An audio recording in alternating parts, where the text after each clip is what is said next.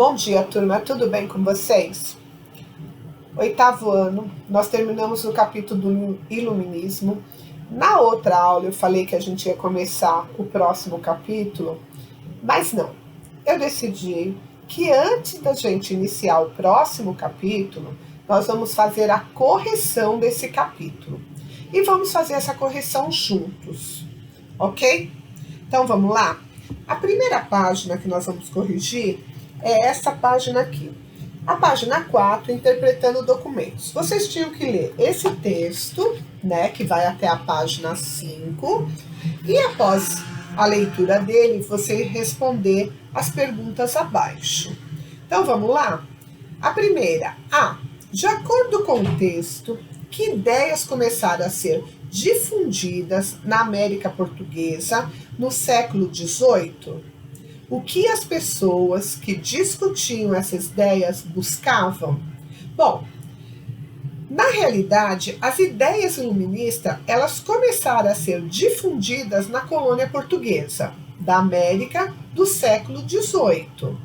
Elas buscavam uma maior flexibilização das relações coloniais, maior liberdade de pensamento, econômica e, em menor escala, política. Então, quer dizer, essas ideias, elas começaram a ser difundidas exatamente para que eles tivessem mais liberdade de pensamento, para que eles pudessem interagir mais com pensamentos diferenciados, ok? A B. Explique de que forma essas ideias entravam e eram propagadas na colônia. Havia poucos exemplares de livros, escondidos, vigiados pela administração e pelos órgãos da censura portuguesa, mas que circulavam entre grupos de leitores, sendo lidos e discutidos coletivamente.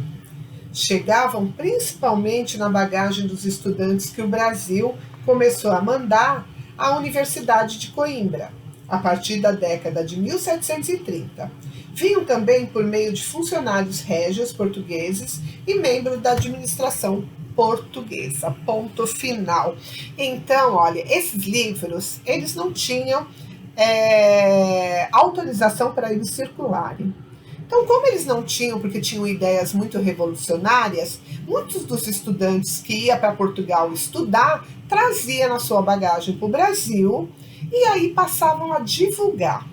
Então, era uma maneira de vir. E outra maneira era dos funcionários portugueses que eram a favor dessas ideias também revolucionárias. Aí vinha para o Brasil e essas ideias começaram a propagar entre os colegas, depois mais pessoas aqui no Brasil, os grupos foram aumentando, ok? Agora nós vamos lá para a página 7 e vamos fazer a correção da página 7 também. Leia as afirmações sobre a entrada e a difusão das ideias iluministas no Brasil colônia, no século XVIII, e assinale verdadeiras ou falsas. V de verdadeiras, F de falsa. Em seguida, reescreva as afirmações erradas corrigidas, para que elas fiquem certas, ok? Então, vamos lá. A primeira, eu não vou ler o enunciado, eu só vou colocar com vocês, verdadeiro ou falso, como eu faço na sala de aula. E aí, qualquer dúvida, vocês perguntam, ok? Então, a A é verdadeira, a B é falsa, a C é falsa, a D é falsa, a E é falsa, a F é verdadeira e a G é falsa. Vocês viram que nós tivemos mais alternativas falsas do que verdadeira. Vamos lá para a correção dessas falsas? O Marquês de Pombal, essa é a B. O Marquês de Pombal implantou reformas na colônia inspiradas em ideias iluministas. Porém, não houve a impressão de livros sobre esse assunto no Brasil. Aí ela se torna verdadeira. Porque aqui eles falam da facilitação da impressão de livros. Não houve essa impressão. C. As ideias iluministas foram adotadas pela elite colonial, pois os princípios liberais iam ao encontro de seus anseios. A D. os pensamentos iluministas relativos à liberdade individual não foram bem aceitos pela elite colonial do período, pois não se pensava em abolir a escravidão.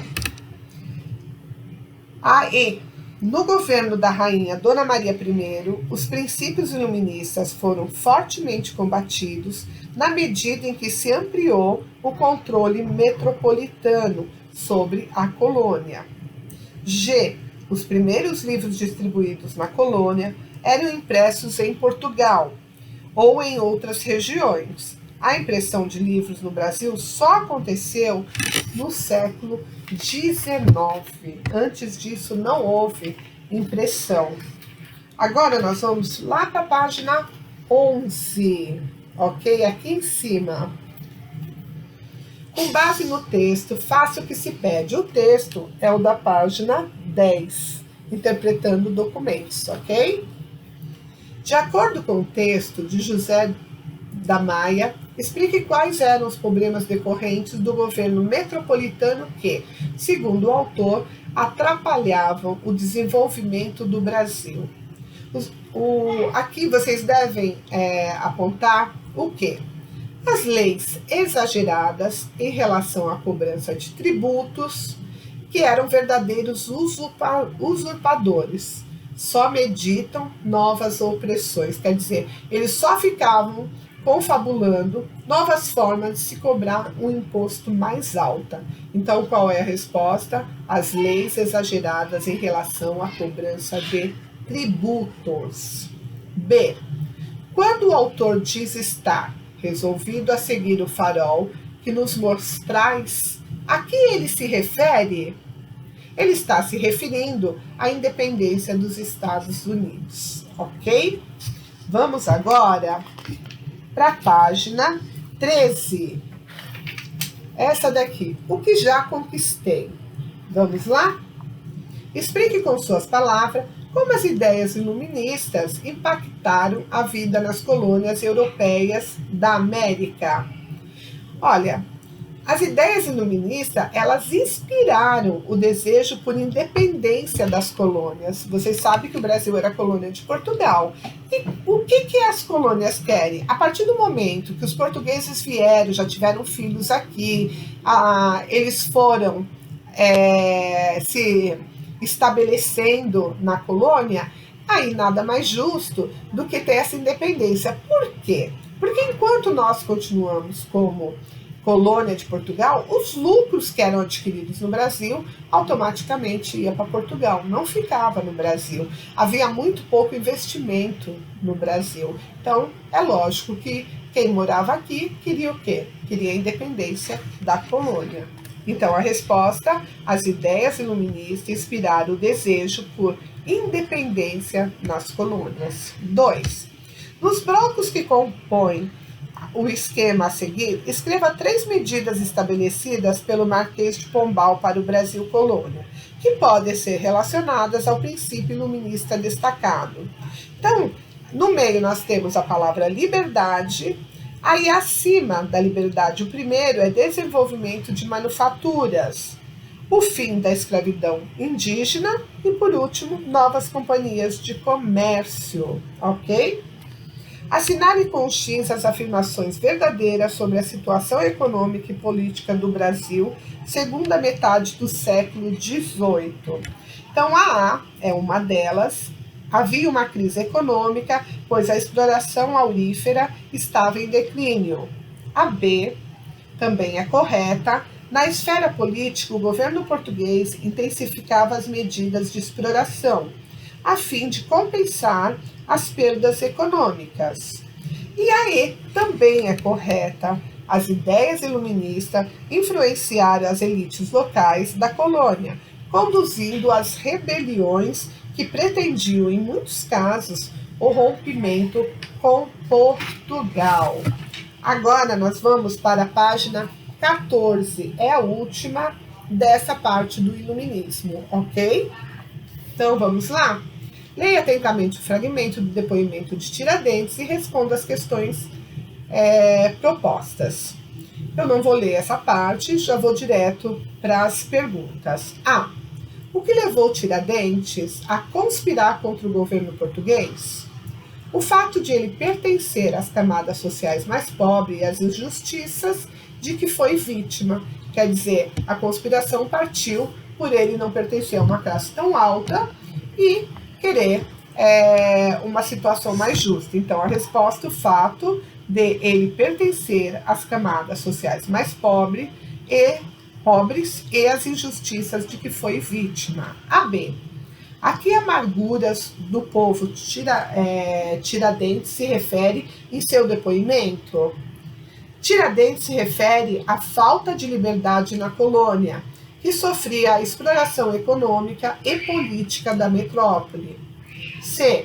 Com base no conteúdo deste capítulo, escreva informações que comprovam a resposta à pergunta anterior. Vocês podem citar os altos impostos e as duras penas dadas por Portugal à colônia brasileira. Além disso, havia a derrama, cobrança violenta de impostos atrasados. A gente comentou isso na outra aula. 5. Quais eram as reivindicações do Conjurados Baiano?